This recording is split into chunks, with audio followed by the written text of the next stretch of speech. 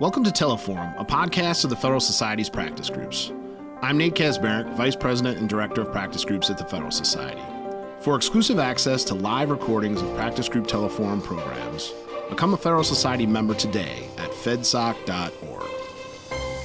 Hello and welcome to A Seat at the Sitting. This afternoon, we will preview the November Supreme Court docket in 90 minutes or less. I'm Nate Kasmerick, Vice President and Director of the practice groups.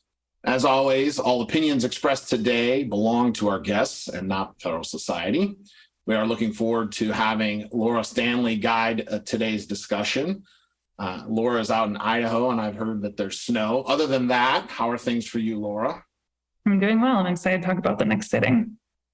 Excellent. Laura is a law clerk for Judge Ryan Nelson on the U.S. Court of Appeals for the Ninth Circuit. She previously served as a law clerk to Judge Stephen Schwartz on the U.S. Court of Federal Claims.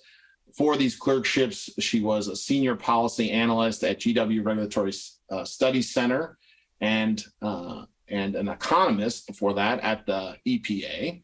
She began her career focused on regulation at the Mercatus Center at George Mason University. Her law degree is from George Washington University Law School, and she has an MA in economics from George Mason University. For full bios for Laura and all our guests today, you can check out our website, fedsoc.org. Please note that once our panel has reviewed and discussed all the upcoming cases for November, we'll go to audience Q&A. So please think of the challenging questions you'd like to pose to them. Questions can be submitted via the Zoom Q&A function. And we will do our best to answer as many of the questions as we can, given our time constraints.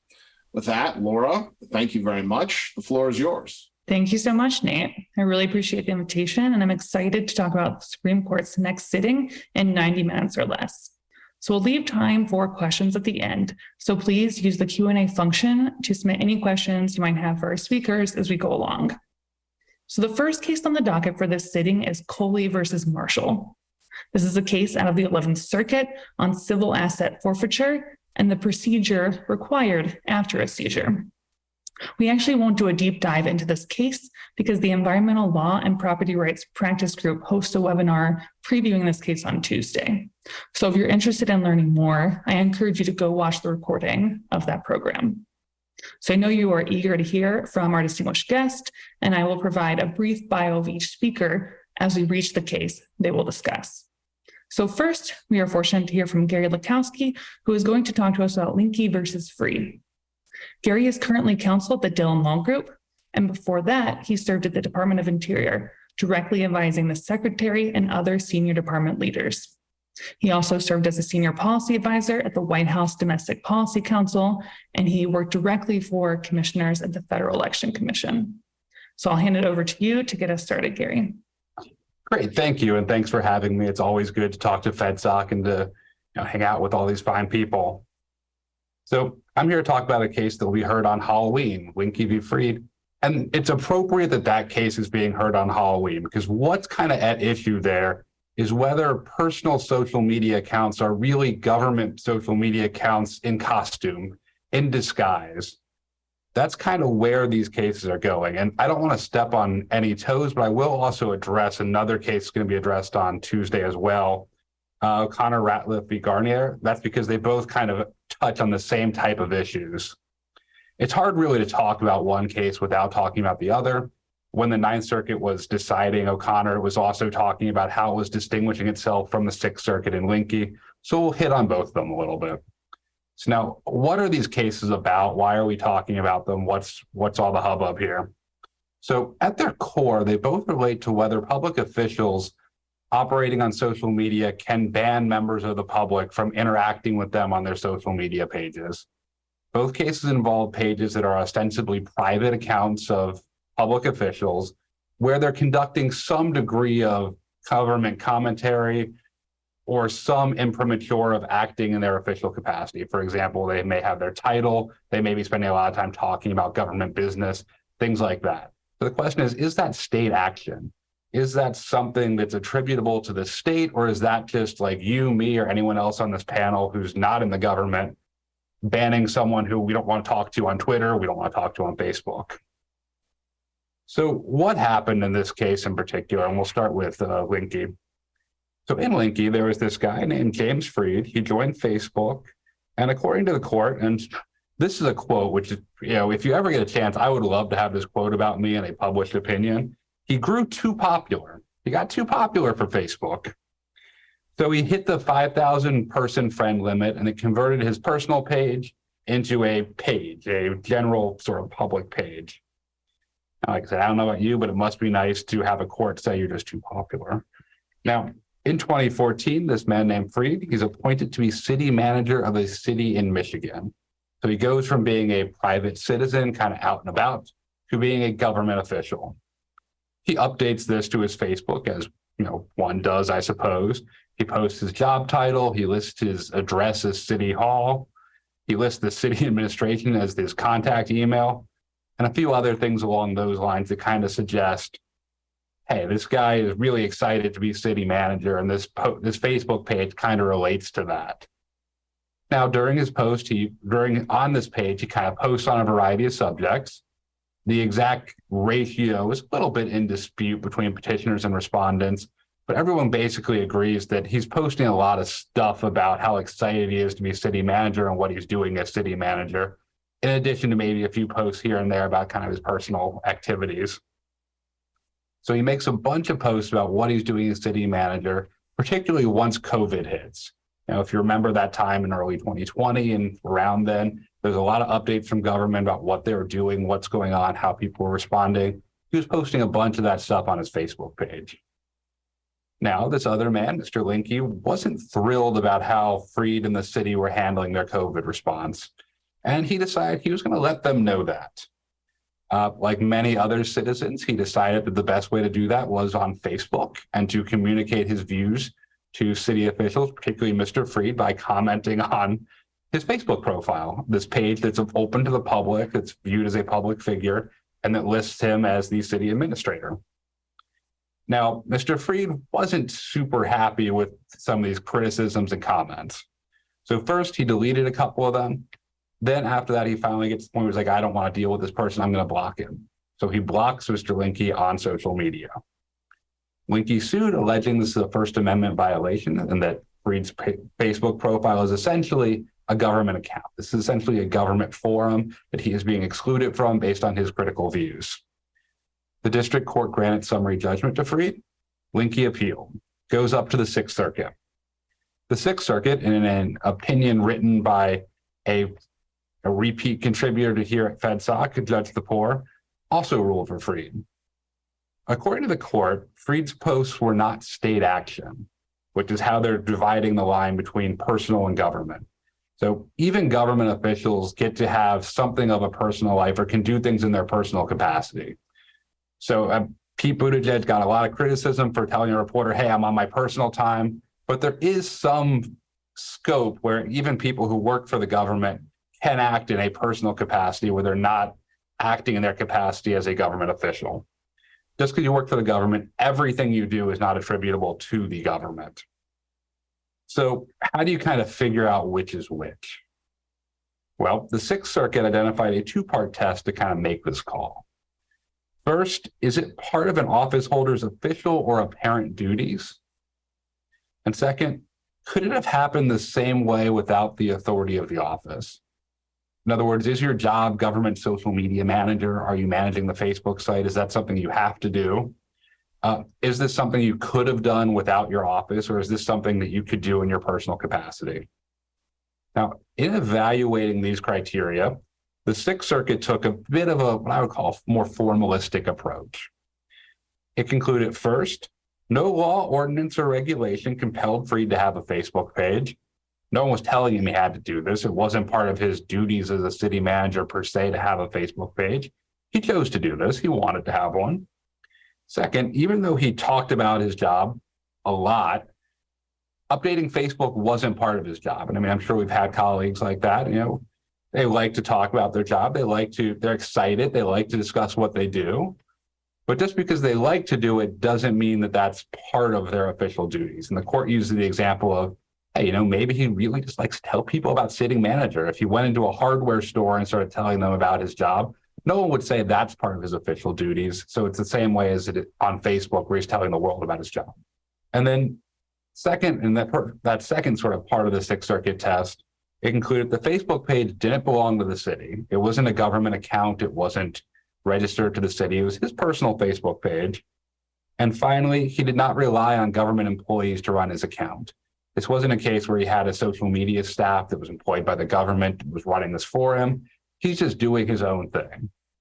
So based on that sort of combination of factors, the court looked at this and said, hey, we think this guy, he's really acting in his personal capacity. He's not acting as city administrator, even though his title's there, contact information's there. He's talking a lot about the city. Even with all that, this is still separate from his job. He's doing this in his personal capacity. And as such, he can ban people just like you or I or anyone else can on Twitter and Facebook. It's not state action. Now, so I can understand that, it's straightforward, but in doing so, the Sixth Circuit rejected an examination of a page's purpose or appearance. Again, the Sixth Circuit took a very formalistic approach. According to the court, this provides a bright line. This makes it very easy for officials to kind of figure out, am I on my personal page? Am I on my public page? If you're sitting there kind of typing away and figuring out, can I ban this person? The Sixth Circuit saying, hey, we'll give you a bright line to kind of make that determination. So, that's all interesting. Why is this here at the Supreme Court? Now, that's kind of cool, but do we really need that issue here? Well, it turns out the Sixth Circuit wasn't the only court. It wasn't the only court of appeals to take a look at this. Several others did. Previously, in a case concerning President Trump and his Twitter account, the Second Circuit determined that that was state action for him to block people on there. It looked at it, acknowledged, hey, this guy's had this account from before he was president. This has been his personal account. It will likely be his personal account when he leaves office. It's reasoned at the time. But nevertheless, he makes a lot of official announcements on here. He talks about himself as the president and a few other factors the court looked into. So we're going to determine that that actually is government action for him to block people. And as kind of alluding to and saying, I looked at a number of factors, unlike the Sixth Circuit, the Second Circuit took a much less formalistic approach to this. They took a much more kind of facts and circumstances test, looking at the totality of things, kind of how does this look? What's the appearance here? In other words, the Second Circuit was looking at this less as kind of here's a bright line rule and more along the lines of, well, we know what a duck is. It walks like a duck, it talks like a duck, must be a duck. That's kind of where they came down. It's not, even if an account is not strictly speaking part of your job, they're saying, well, if you're a government official and it looks like you're doing government business here and someone could look at that and say you're doing government business, you're doing government business. It's state action. The Fourth Circuit also took a similar approach in evaluating a chairman of a local board of supervisors blocking someone on her account. And the Eighth Circuit also rejected a more formal approach. Although interestingly, in that case, they looked at the facts and circumstances and decided that actually this account still falls on the personal side. So this facts and circumstances test is not necessarily a one-way ratchet. This doesn't always come out the same way. It really is a facts and circumstances analysis. In that particular case, it was a legislator. He'd run for office. He had a campaign page. And they looked at that and said, well, yeah, even though he's in office now, he's still using his campaign page essentially to talk about how great he is for office. That's still a campaign page. It hasn't become an official sort of account that way. It's still doing what it was doing before. And most recently, and this is where we get to the second case on Tuesday, the Ninth Circuit in Garnier versus O'Connell-Ratliff explicitly rejected the Sixth Circuit test. It looked at this history, it looked at the Second Circuit, looked at the Fourth Circuit, looked at the Eighth Circuit and said, we think that's the better test. Looked at the Sixth Circuit and said, nah, we're not going to go there. We think it needs to go the other way. So it looked at that and finding that school board trustees couldn't block people from their official accounts who were saying things critical of their policy choices. So the result is coming into Tuesday, we fundamentally have two very different approaches to public officials, their social media accounts, and whether or not what they do on there constitutes state action, particularly for a First Amendment analysis when they're blocking people or deleting comments or kind of trying to limit the discussion. The Sixth Circuit, which is the first case, takes a much more bright line, formalistic approach, because we're going to look at these two factors. You don't have those two factors. It's not a public account. It's not state action. Even though you'd like to talk about your job, you talk about how you're in this job, doesn't matter, not state action. The Ninth Circuit said the other way. Looks like you're talking about your job a lot. Looks like someone would think you're doing this as part of your job. Therefore, it is state action. You can't do something contrary to that. So in those kind of two strands, you can see a real clash of values, which is something that's interesting. A lot of times cases when they get to the Supreme Court, there's clashes between different value sets, but here you kind of have a clash within the First Amendment and within kind of the values around free speech about how you want to weigh and evaluate those different concerns. The Sixth Circuit is kind of looking at it, and I think a couple of the amicus briefs make this argument from the perspective of, all right, public officials have a right to speak. They have their own First Amendment right to go out there to speak and to associate with whom they like. And also, vague laws, as the court has acknowledged, particularly in the First Amendment space, kill speech.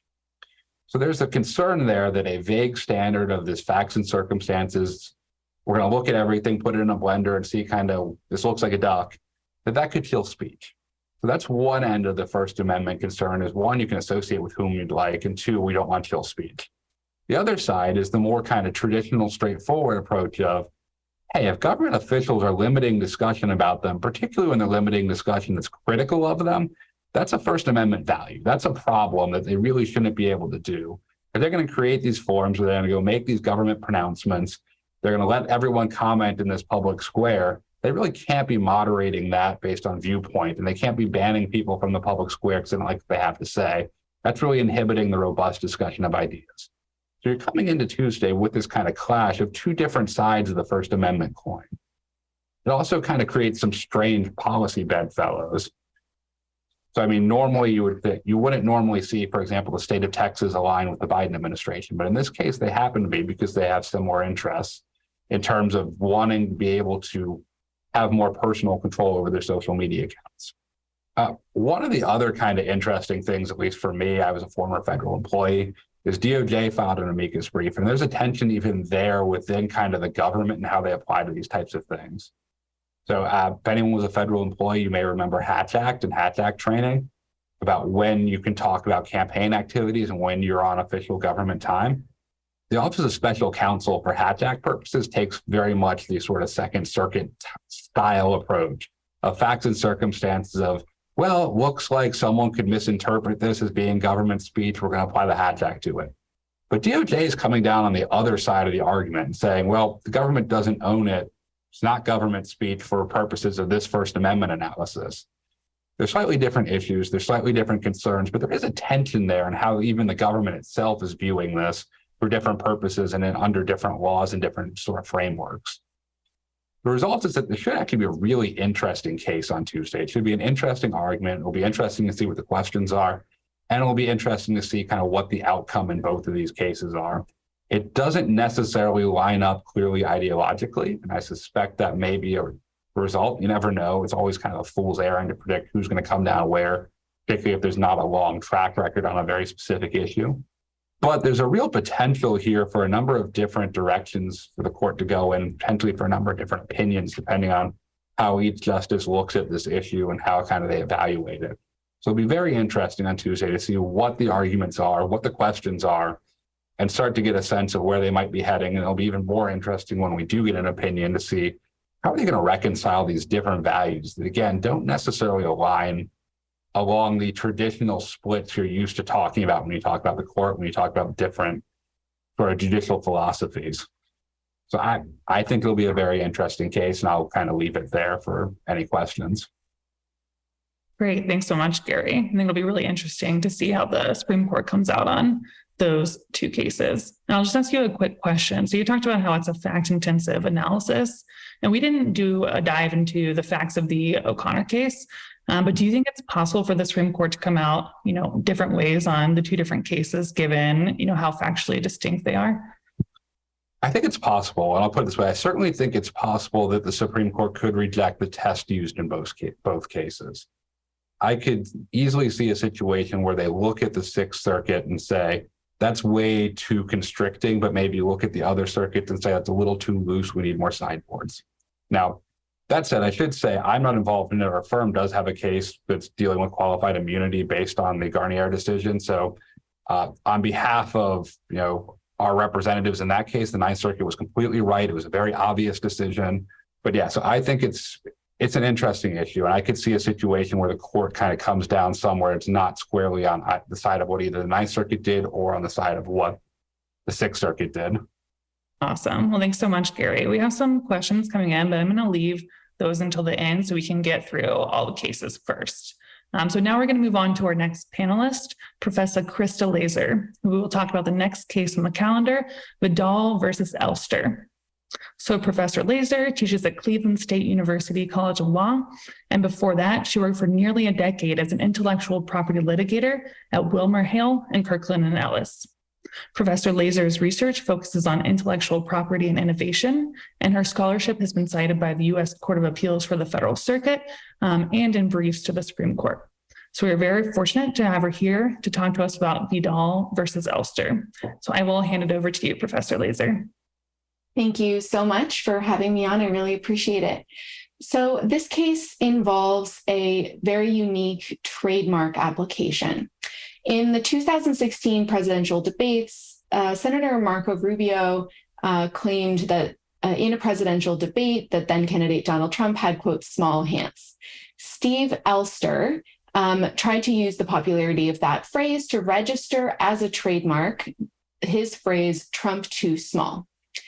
He tried to use that as the basis for registration in clothing, and specifically he wanted to put that phrase, Trump too small, on the front of a set of t-shirts.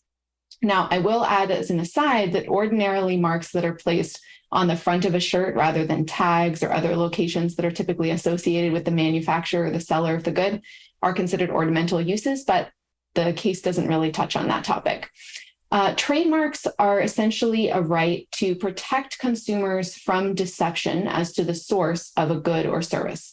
They help consumers recognize when a particular item comes from a particular person or entity. Trademarks exist under common law, regardless of registration, and anyone can place any words on their goods, provided they don't infringe any other person's right, without the need for registration.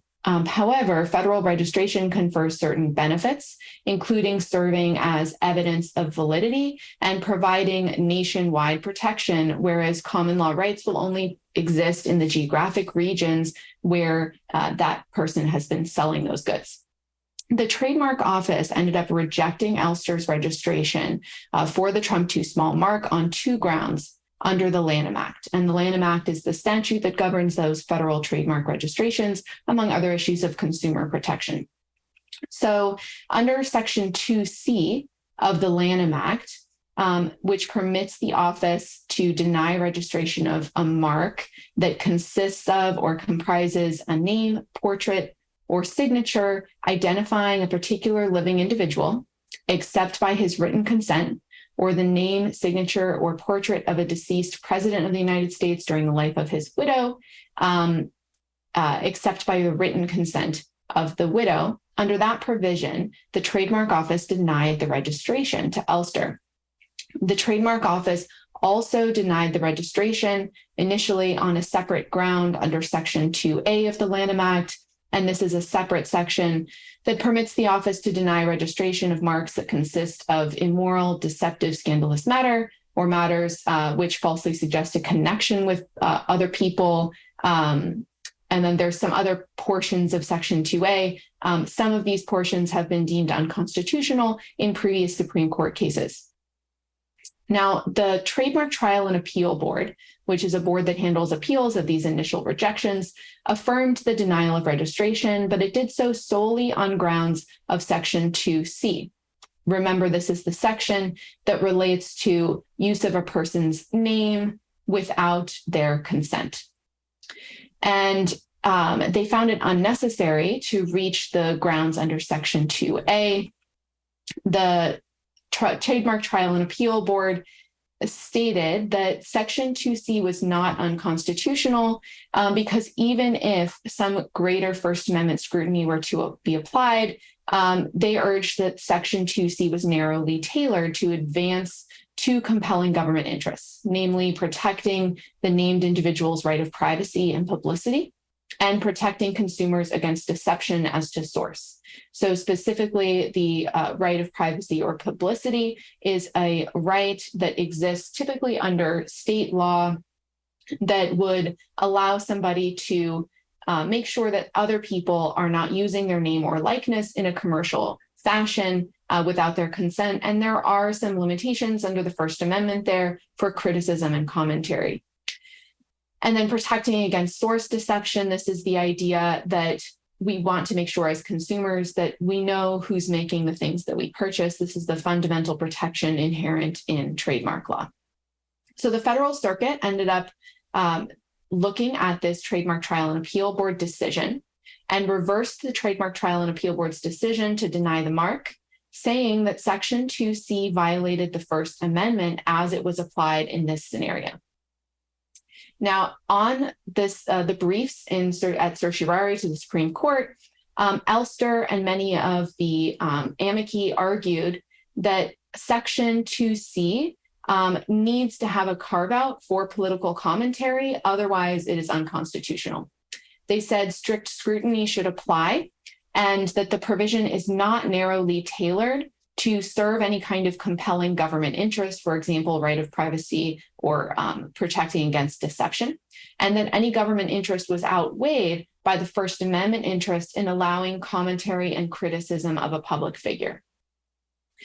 They also argued that Section 2C was not viewpoint neutral because it ended up having the effect of denying registration to marks that criticize public figures, since only marks that criticize are ones that are likely to not be consented to by the public figure or the individual being named in that mark.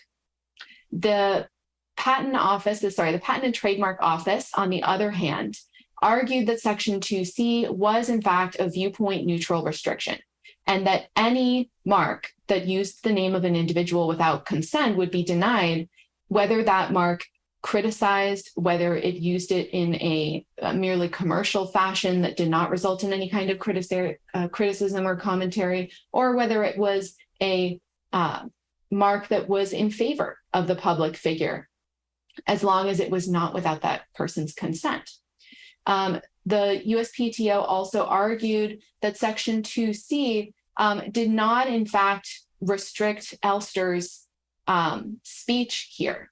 Specifically, Elster was free to continue to put the statement "Trump too small" on T-shirts, and that nothing about prohibiting registration means that he cannot do so. The trademark registration merely denies the benefit. The denial of trademark registration merely denies the benefit that registration confers, for example, that evidence of validity and ownership and the nationwide recognition of the mark. The likely outcome here is far from certain. It could frankly go either way, and that's probably one of the reasons that the court ended up accepting certiorari. I'd be very curious to see, given the resurgence of the court's approach to constitutional avoidance, if the court finds some creative way to avoid addressing the constitutional issue here at all.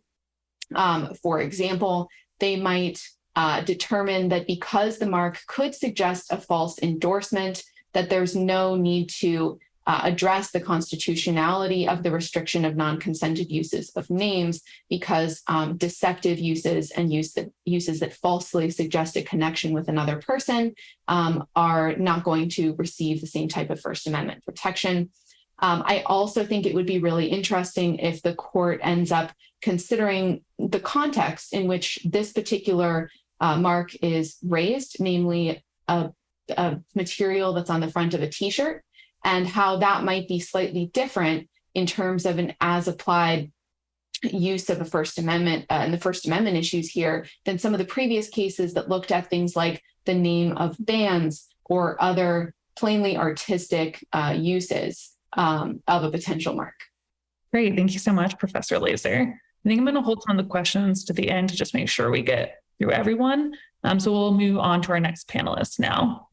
So next we'll hear from Braden Busek, who will talk about Department of Agriculture, Rural Development Housing Service versus Kirtz. Braden currently serves as the Director of Litigation at the Southeastern Legal Foundation. And prior to joining SLF, he served as Vice President of Legal Affairs at the Beacon Center of Tennessee. Braden also served as an Assistant U.S. Attorney in Nashville and Memphis for over 9 years. And before joining DOJ, Braden served as a prosecutor for the state of Tennessee. So we are very fortunate to have him here to talk to us, and I will hand it over to you, Braden. Thanks, Laura, and thanks for the panelists for having me on. The case which I'm talking about is actually a very straightforward case on a very simple question. Specifically, the case is about whether or not the Fair Credit Reporting Act, or FCRA, unequivocally and unambiguously has waived the sovereign immunity of the United States. The FCRA is a federal law that regulates credit reporting, and it's supposed to protect consumer privacy, and it gives consumers the right to dispute inaccurate information in their credit files and requires furnishers of that information to investigate and correct such inaccuracy. Now, what happened here involved a man by the name of Reginald Kirtz. And Mr. Kirtz had a loan account with the United States Department of Agriculture, Rural Development, Rural Housing Services, and they issue loans for the development of affordable housing in rural communities. Mr. Kirtz supposedly discovered that the information on his credit score in his USDA account was inaccurate. He claimed that it was affecting his credit score, and he attempted to get it fixed. According to Mr. Kirtz, the USDA and others didn't do what they were supposed to do to fix the errors, and so he brought a straightforward federal lawsuit alleging that the USDA had violated the FCRA. The United States Department of Agriculture moved to dismiss the case promptly, and they specifically invoked the sovereign immunity doctrine. Sovereign immunity is a doctrine that everyone is acquainted with on some level. Sovereign immunity just says that the United States and federal agencies like the United States Department of Agriculture cannot be sued unless Congress has waived its immunity clearly and unambiguously through the statutory text of a provision in question. There's nothing constitutional about sovereign immunity. I should put that pin in that right now. But the Supreme Court has consistently applied this doctrine, saying that unless we have an unambiguous signal that Congress intended to waive sovereign immunity, a person can't bring a claim against the federal government. In some instances, that's done very clearly. For instance, the Administrative Procedure Act has a very clear and unambiguous waiver of sovereign immunity. Now, in this case, however, this is really going to turn on a straightforward question of statutory interpretation, and the argument here that's being advanced by Mr. Kirtz is to just point to two very direct provisions in the FCRA. Specifically, it authorizes suit against, quote, any person in one provision, and then it defines any person to include, quote, any governmental agency. Mr. Kirtz points to those two provisions and says that you created a clear cause of action and authorized suit against the government on those claims because it included the government among the classes of potential defendants. This, in the recent past, has given the Supreme Court reason to say that Congress recognized and intended to waive sovereign immunity. The argument being that it would make no sense to expressly authorize suit against the government if the government hasn't waived sovereign immunity in its provision. Now, the counter to this that's being made by the federal agency is that this is not clear and unmistakable language that would give rise to a waiver of sovereign immunity. The USDA maintains that the textual evidence here is not sufficient because it doesn't look as unambiguous as it does in other instances where sovereign immunity has been waived. And they reinforce their argument by pointing to legislative history, arguing that legislative history undergirds their claim about whether or not sovereign immunity was waived in this case. In this case, the Third Circuit found on behalf of Mr. Kirtz, and it was the United States Department of Agriculture that sought Supreme Court review. I think the outcome of this case has very implications for both consumers and businesses. If the Supreme Court holds that the FCRA does not waive sovereign immunity, then consumers will have no recourse against the federal government when it's involved in an FCRA violation. And that'll in turn make it much more difficult for consumers to correct inaccurate information in their credit files and could damage their credit scores. Businesses likewise are going to be affected by this ruling and interested in the outcome. A ruling that the FCRA does not waive sovereign immunity is going to lead to much more increase in litigation costs if consumers aren't able to sue the federal government for FCRA violations. In such cases, consumers are more likely to sue the businesses instead. So I do think that there's a whole host of diverse interests out there that are going to be watching this case very closely. I think that this is the case that in some senses is non-ideological because it really is just a clear-cut case of statutory interpretation. However, having said that, I'll add an additional caveat. Questions of statutory interpretation are returning often to the court these days, and the court is increasingly reliant on a pure textualist approach that eschews looking at legislative history. For that reason, I'm sort of skeptical that the government's argument, which does involve legislative history, is going to hold much sway here. But I do think that ideologically, there's not going to be any inclination to weigh this one way or the other than just to say, to borrow a phrase from Justice Kagan, they're all textualists now, and there's a straightforward textualist case here that turns just on looking at what the FCRA holds in its provisions. Lurking in the background, I think, is the ongoing scholarly debate about sovereign immunity itself, its origins, and its legitimacy.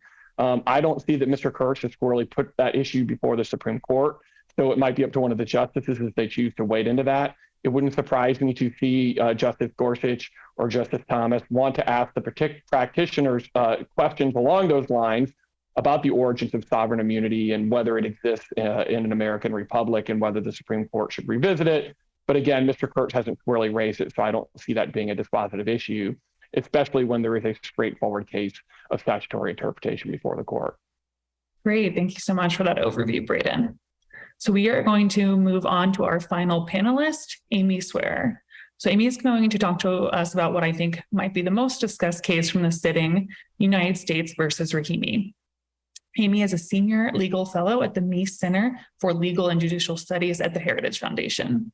She has become a leading conservative voice in national conversations on gun policy and is routinely asked to testify before state and federal legislative bodies.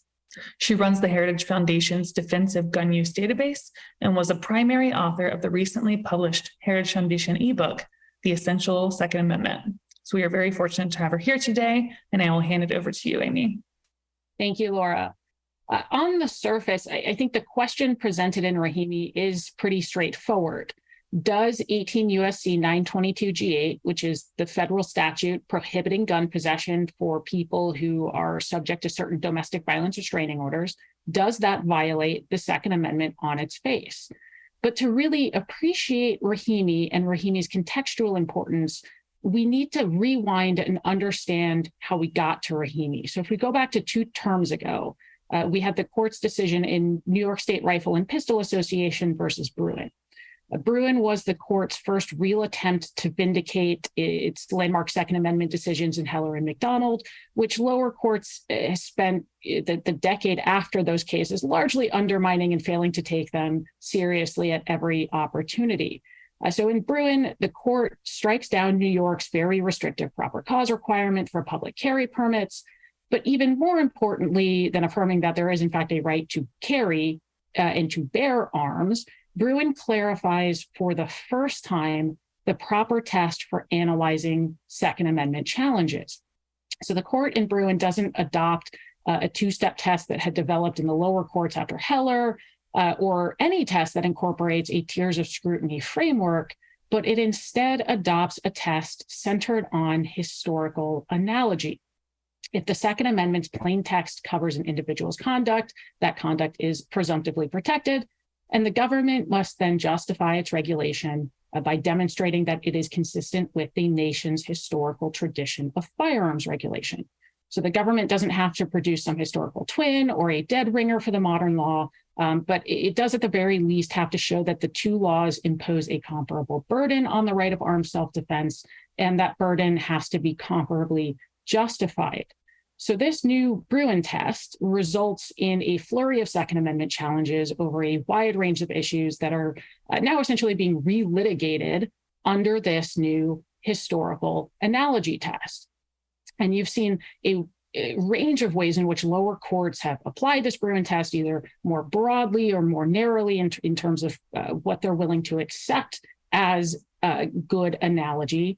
And it was pretty clear that it was a race back to SCOTUS to be the first case where the Supreme Court has to clarify how exactly the Bruin test should work in practice. And this brings us to Rahimi, which was, to the consternation of everyone except the federal government, the case that wins this race back to the Supreme Court after Bruin. The government doesn't bother with rehearing en banc or filing for extensions like it does in most other Second Amendment cases. It rushes it right to the Supreme Court, and it's easy to see why. In many respects, Rahimi is the mirror image of Heller, McDonald, and Bruin. So those were all cases that were intentionally teed up with very sympathetic plaintiffs facing the most extreme barriers to the exercise of their Second Amendment rights. Things like you can't own a handgun. Okay, fine, you can own a handgun, but you can't take it anywhere outside of your home. The plaintiff in Rahimi is not particularly sympathetic. He is actually, by all accounts, a pretty bad dude. And the law at issue is at least nominally related to a cause most people would agree with, keeping guns out of the hands of domestic violence offenders. So this was probably one of the government's best bets to cabin Bruin immediately. So Mr. Rahimi, if you're not familiar with the case, was accused of committing domestic violence offenses, including some with firearms. It's not clear to me he was ever actually charged over those allegations, but at some point he is subjected to a domestic violence restraining order that meets the criteria under 922 G8 for federal firearms disqualification. He proceeds to ignore that restraining order and the firearms disqualification. He obtains a firearm illegally, and he ends up committing at least 5 separate shootings over a 2-month span. Really bad facts of those shootings. Ultimately, he's arrested. He pleads guilty to some of the state criminal charges, but he's also convicted in federal court for violating 922 G8 because they find the restraining order right there in the search of his home. And so they tag on this federal charge. Post-Bruin, he re-challenges this federal conviction, arguing that it is unconstitutional and cannot stand up to the Bruin test. A Fifth Circuit panel agrees with him. They go through the historical record per the Bruin test, and they find that there is no historical tradition of using civil restraining orders to completely deprive people of the right to keep and bear arms, simply because they're accused, not convicted, but merely accused of domestic violence. The government's proposed historical analogs either impose far more burdens on the right than does the modern statute, or they utilize a very different justification, for example, protecting against public terror and not necessarily private fears based on domestic violence. Judge Ho, in particular, has a concurring opinion in which he explains the various ways the government could still have probably constitutionally disarmed Rahimi under the Bruin test, things like holding him without bail, making disarmament a condition of any pretrial release. It can pursue a criminal conviction, put him in prison, disarm him after his conviction because now he's a violent felon. But ultimately, this is what makes it now to the Supreme Court. And I think Rahimi's importance will be less about what the court actually does and more about whether and how the court's conservatives come to a consensus on methodology and figure out how much they really meant what they said in Bruin about this historical tradition, this analogy test, and how it's supposed to work, and whether they still mean it with bad facts. Ultimately, the court, I think, is going to have to choose between 3 options. So obviously, it could affirm the Fifth Circuit and adopt its reasoning, or adopt a reasoning that's very similar to it. In theory, the Fifth Circuit's reasoning appears to be pretty good faith application of the Bruin historical analogy test. And in a vacuum, again, I think that's a good faith application. But this isn't a vacuum, right? You have the Chief Justice in Kavanaugh, who, if you go back to Bruin, they essentially they have a concurrence that more or less block quotes dicta from Heller and McDonald that appears to sometimes be at odds with Bruin's actual test. saying, well, we're not going to cast doubt on some of these longstanding and presumptively lawful statutes, even if it's not clear how they'd actually stand up to this historical analogy requirement. You also have Justice Alito, who is notoriously not one to be sympathetic, or at least particularly sympathetic to the plight of people accused of violent or heinous crimes.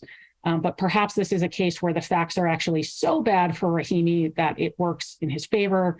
As Judge Ho's concurrence pointed out in the Fifth Circuit, there are probably about a half dozen ways the government could have otherwise constitutionally disarmed him because this wasn't a particularly close call about how bad of a guy he is or what he's done.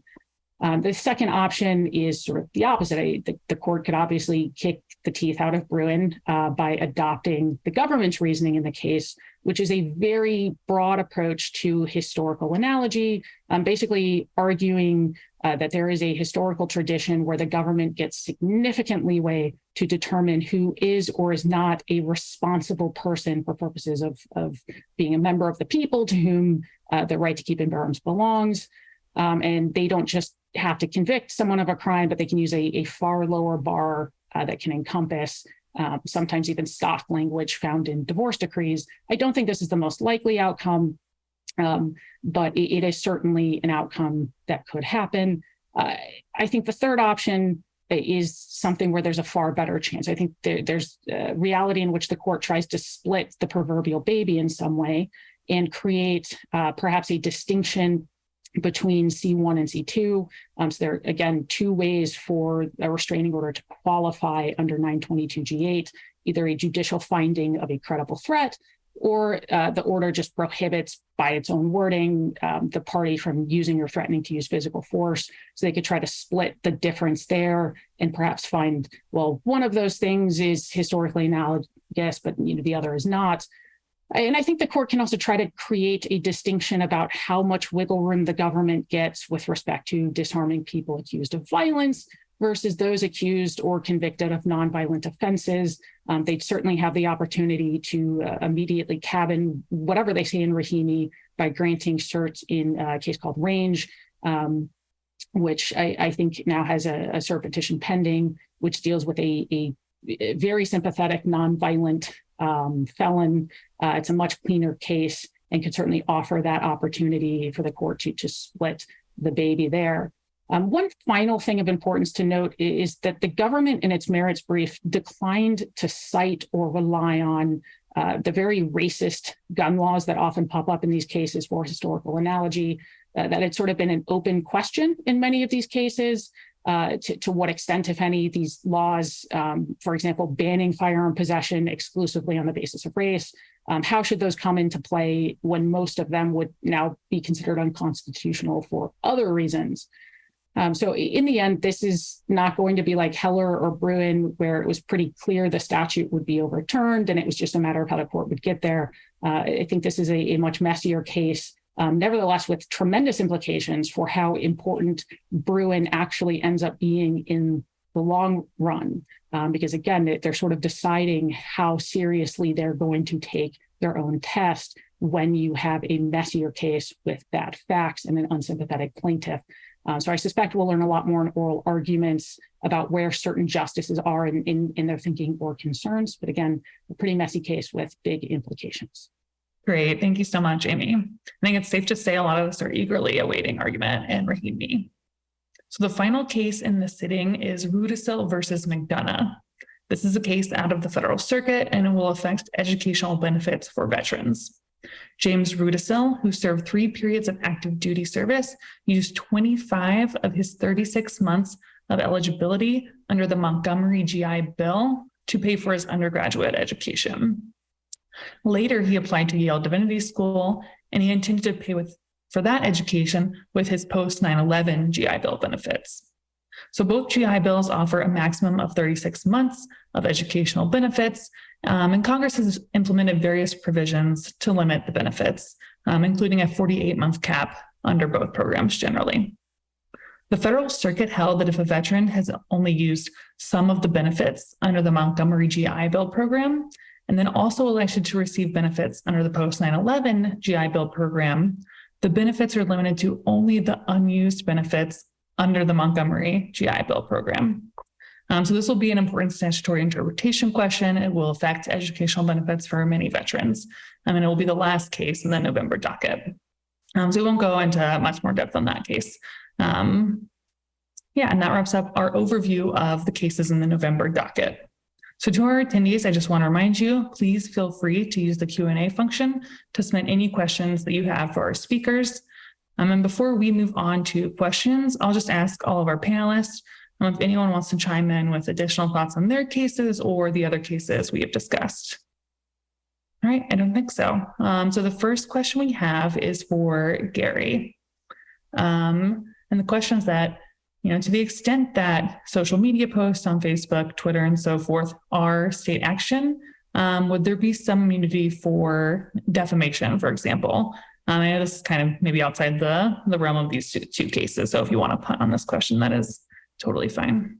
Also, it's a very interesting question, and it's coming up in slightly different context. They're being analyzed under slightly different statutes, kind of concerning when federal officers can be sued and what's kind of within the scope of their employment.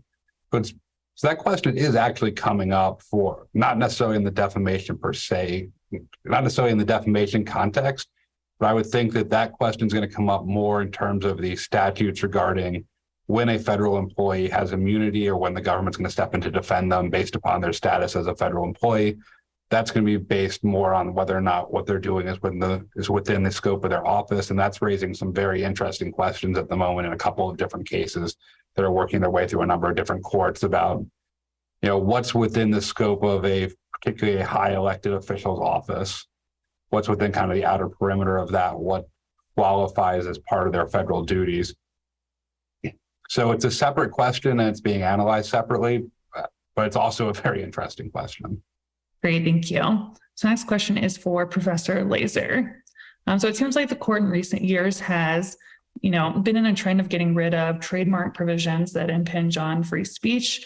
So thinking of Mattel versus Tam, I think Yanko versus Brunetti. Do you think we can look at this trend at all and gain any insight on where the court might go? I think that those prior cases, which focus on the provisions under Section 2A, were a little easier than this one.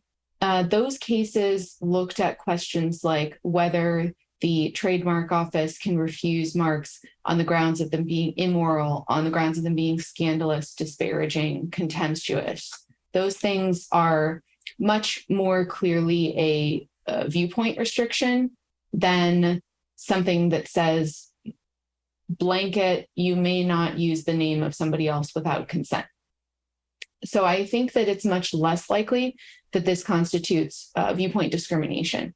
Now, there are arguments that are being made by Elster that this constitutes viewpoint discrimination.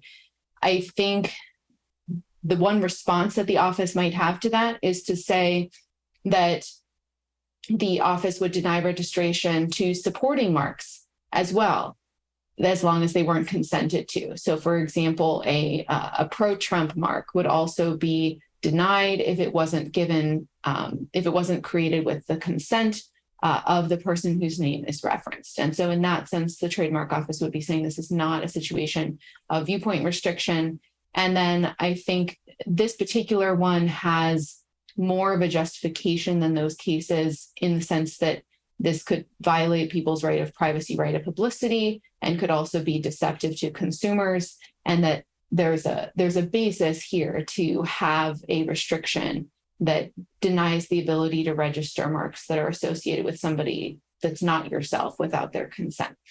That seems like a different type of case than the ones we've seen before, but we'll have to see what the court does. Of course, those previous precedents reflect that the court is taking a viewpoint that's in strong support of extensive First Amendment protections, particularly for commentary and criticism. So in that sense, those cases could come back and support a finding that denial is unconstitutional here. Great, thank you so much, Professor Laser. So the next question is for Amy on Rahimi. So would a domestic violence statute like the one at issue here, have a greater chance of passing Bruin if it had more due process protections built into it? Yeah, so it's a good question. I think that is one of the concerns is always the adequate amount of due process as part of how is it a comparable justification under comparable circumstances, which is why a lot of times you see the due process component compared to what we see in the criminal law context, the criminal justice system context, where there's substantially more due process for someone who has been convicted of a crime, at least in theory, substantially more due process than you would see in perhaps something like a restraining order. I think the other component of this, though, is not just that the due process aspect, but again, that this imposition of a comparable burden between the historical and the modern statute. So when you go through the Fifth Circuit's reasoning, for example, with respect to surety laws, or laws about going armed to the terror of the people, a lot of those did not have a component wherein that person was completely disarmed, that the burden was on, you cannot necessarily carry in public, but it is not criminal in and of itself to simply continue possessing that gun. And so I think even there, it is an uphill battle, I think, under that strict application of Bruin's historical analogy test. But I could certainly see something like due process coming into play, not just in this case, if they decide to, like I said, split the baby and try to split hairs between C1 and C2, and say, okay, well, if there's a judicial finding, maybe it has to be under certain circumstances where certain levels of due process. So I think it comes into play, but I don't think it's the clinching factor at the end of the day. Great, thank you so much. Looks like our last question is for Braden. So if the court holds that there's not a clear waiver of sovereign immunity, then what would the remedy be? And is there any other remedy available? So under the APA, is there any other remedy available? I mean, at least not against the federal government. It would just mean that they're totally immune from suit. It wouldn't mean you couldn't sue other parties. It wouldn't mean you couldn't even potentially sue businesses, but it would take the federal government totally off the board. And here, as I understand the allegations, Mr. Kirtz is claiming that it's USDA's fault. They're the ones that didn't do what they were supposed to do. So if that's true, then that would be a completely unsatisfying remedy for him, at least under the Fair Credit Reporting Act. Great, thank you so much. All right. I just want to thank all the panelists so much for this great overview of the November docket. I think we're all looking forward to arguments, and we'll wrap up there. Thank you for listening to this episode of Teleforums, a podcast of the Federal Society's practice groups. For more information about the Federal Society, the practice groups, and to become a Federal Society member, please visit our website at fedsoc.org.